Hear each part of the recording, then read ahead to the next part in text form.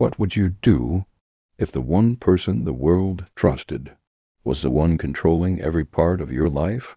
What would you do if everyone believed you were sick, weak, dying, but you knew the truth was something completely different? This is the story of Gypsy Rose Blanchard, and a decision that still divides people to this day.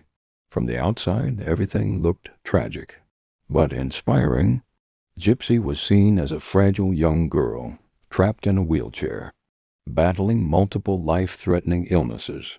People believed she had leukemia, muscular dystrophy, and severe seizures.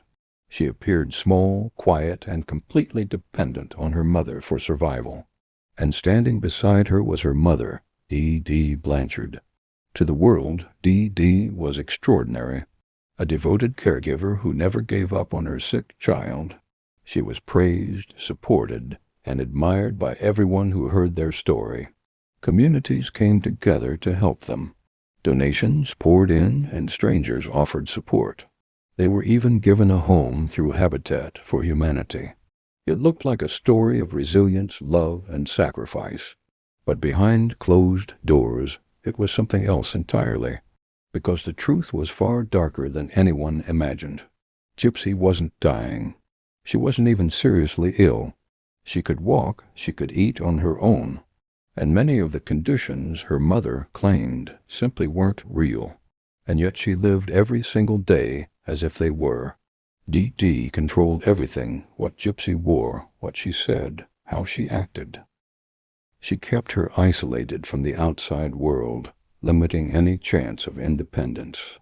Doctors were misled, medical histories were altered, and anyone who questioned the situation was given just enough information to believe the story. For years, Gypsy lived inside a reality that wasn't her own, and the most terrifying part, at times she believed it too.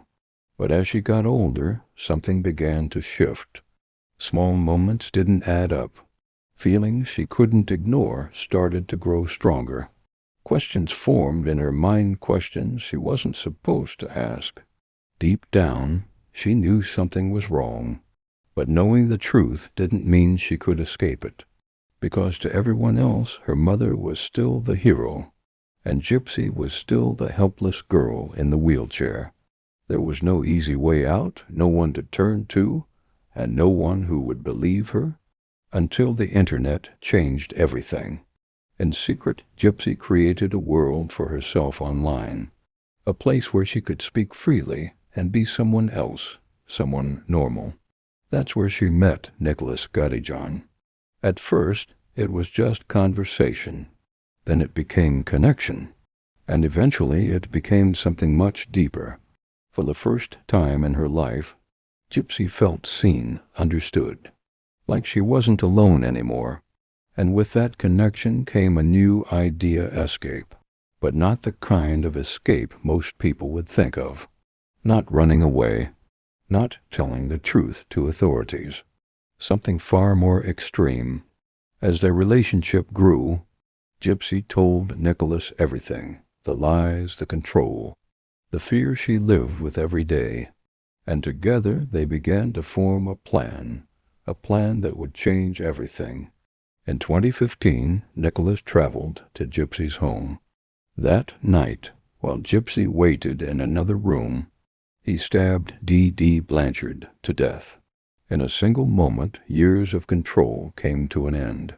For the first time, Gypsy was free. No more pretending to be sick. No more living someone else's version of her life. Just freedom. But freedom didn't last. It didn't take long for authorities to track them down. They were arrested, and the truth began to come out. And what people learned changed everything. Because this wasn't just a murder story. It was a story of long-term abuse, manipulation, and control. Investigators later connected Dee's behavior to a rare condition known as Munchausen syndrome by proxy, where a caregiver fabricates or induces illness in another person for attention or sympathy. And suddenly, the narrative shifted. People weren't just asking what happened, they were asking why.